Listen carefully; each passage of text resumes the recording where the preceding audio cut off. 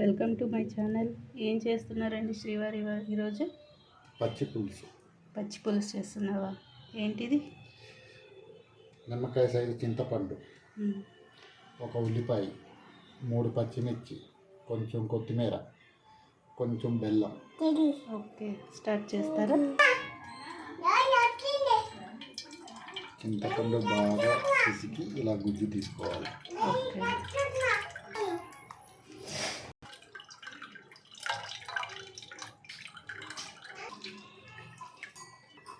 బెల్లమా? ఇప్పుడు మనం కట్ చేసుకున్న ఉల్లిపాయలు, పచ్చిమిర్చి, కొత్తిమీర అన్నీ అందులోకి వేసేయాలి.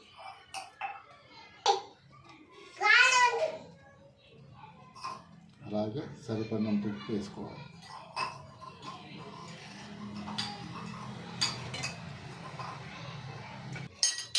రెడీ అయిపోయిందా? ఇలా రెడీ చేసుకొని కొంచెం దాన్ని తాలింపు యాడ్ చేస్తే రెడీ. ఓకే, తాలింపు వేద్దామా? దీనికి చిన్నులపై ఏమైవా తాలింపుకి?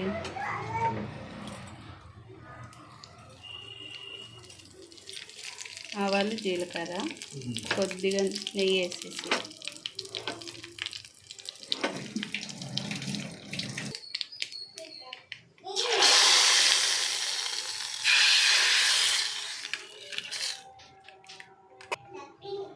పచ్చి పులుసు రెడీ.